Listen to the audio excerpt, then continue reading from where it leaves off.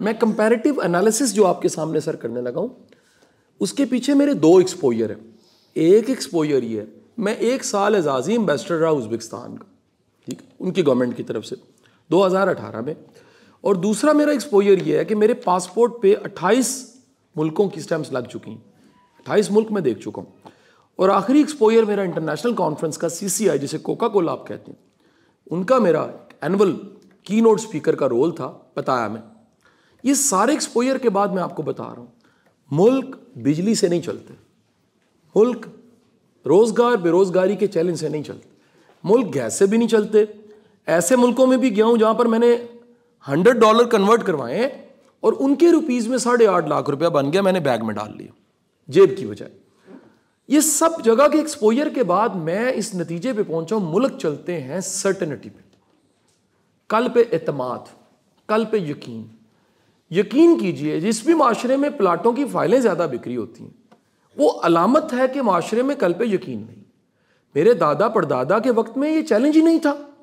وہ کہتے تھے اللہ وارث ہے, رب وارث ہے.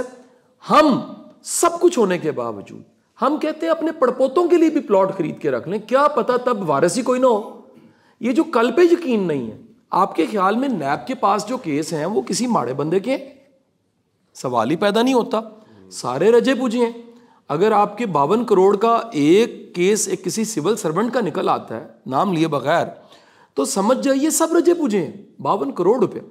اب نتیجہ یہ ٹھہرا وہ 52 کروڑ یا اربوں کی کرپشن والے کے پاس بھی اربوں پڑا ہوا ہے, وہ اپنے اربوں کو خربوں کرنا چاہ رہا ہے, کروڑوں والا اربوں کرنا چاہ رہا ہے, لاکھوں والا کروڑوں کرنا چاہ رہا ہے. اس کی وجہ کیا ہے؟ اس کی صرف ایک وجہ, لالچ کی جتنی کتابیں ہیں گریڈ پہ لکھی گئی وہ کہتی ہیں گریڈ ہمیشہ بڑھتی ہے اس معاشرے میں, اس شخص میں جس کو کل پہ یقین نہیں ہوتا, جس میں انسرٹنٹی ہوتی, جس میں انسیکیورٹی ہوتی ہے. آپ یقین کیجئے, آپ لوگوں کو یقین دلا دیجئے کل ہے. یہ میرا چیلنج ہے. میں ٹریننگز میں جاتا ہوں, میں کسی ینگ آفیسر کو کہتا ہوں پاکستان اچھا ہو جائے گا, کہتا سر جان دو کوئی اور گل کرو. یہ کتنے دکھ کی بات. وہ ملک یہ قسم کھانے کو تیار, 28 ملک دیکھنے کے بعد میں آج قسم کھاتا ہوں اس جیسا ملک میں نے کہیں نہیں دیکھا, اتنا پوٹینشل کنٹری میں نے کہیں نہیں دیکھا, ایسی ساحلی پٹی میں نے کہیں کی نہیں. میں نے تو پاکستان میں اب ٹریول کرتے ڈاکومنٹریز بنانی شروع کر دی.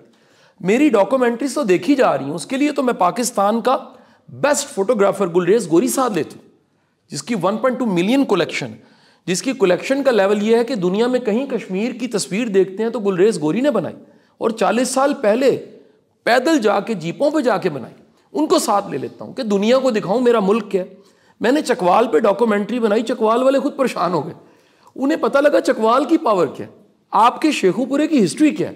کبھی نکال کے دیکھیے, کبھی آپ پڑھ کے دیکھیے. ہم تو اپنے علاقے کو نہیں جانتے. ایک صاحب آگے وہ رائیونڈ سے تھے, میں نے کہا جی آپ کو رائیونڈ کا کتنا پتہ ہے؟ کہتے تبلیغی جماعت تک ہی پتہ ہے. میں کہا آپ کو پتہ ہے شمشان گھاٹ یہاں پر تھا؟ کہ جی لا حول ولا قوت الا باللہ. میں کہا پرابلم یہ ہے ہمارا بس نہیں چلتا کہ ہم تو بھگت سنگھ کو بھی رائیں کر دیں اور اس کو بھی چودھری لگا دیں. یعنی ہم دھکے سے ہی ہسٹری کو ڈینائی کرنا چاہتے ہیں. جو تاریخ ہے مانو یار, نیکی اور پارسائی کرنے کے لیے توکل خدا چاہیے. جو صرف ثواب کے لیے نیکی کر رہا ہے وہ نچلے درجے کا مسلمان. جو رب کو راضی کرنے کے لیے کر رہا ہے اس کا اعتماد اور یقین اور اوپر چلا جائے. اب آپ میرے سے سوال کر سکتے ہیں کہ اس کائنات کے سب سے بہترین انسان نے پھر مکہ مدینہ میں کیا کیا کہ وہاں کریکٹر آ گیا. سر وہاں صرف ایک کمال تھا, وہاں پر ریسورسز نہیں بڑھے, پل نہیں بنے, میٹروز نہیں بنی, سڑکیں نہیں بنی, بینکوں میں پیسہ نہیں آیا. وہاں پر توکل خدا بڑھا دیا. ذرا دیکھیے کہ گھر میں مہمان آ گیا, اس کو اس اینگل سے سوچے نا ذرا, اور کھانا تھوڑا ہے, وہ دیا گل کر کے کھلا دیتے تھے اور برتن ہلاتے رہتے تھے کہ لگے ہم بھی کھا رہے ہیں. کیوں؟ یقین یہ تھا کہ رب رازق ہے, جو میرا نوالا ہے مجھ تک پہنچ جائے گا, مہمان پہلے کھا لے. جب یہ تربیت رسول ہو تو اس میں کیا خاصا تھا؟ ایک خاصا تھا, وہ تھا کل پہ یقین.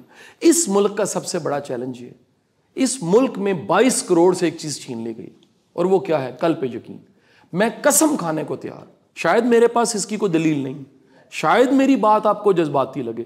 یہ ملک اللہ آپ کو زندگی دے اور مجھے زندگی دے, 2030 میں اس حالت سے 10 گنا بہتر حالت میں ملے گا انشاءاللہ.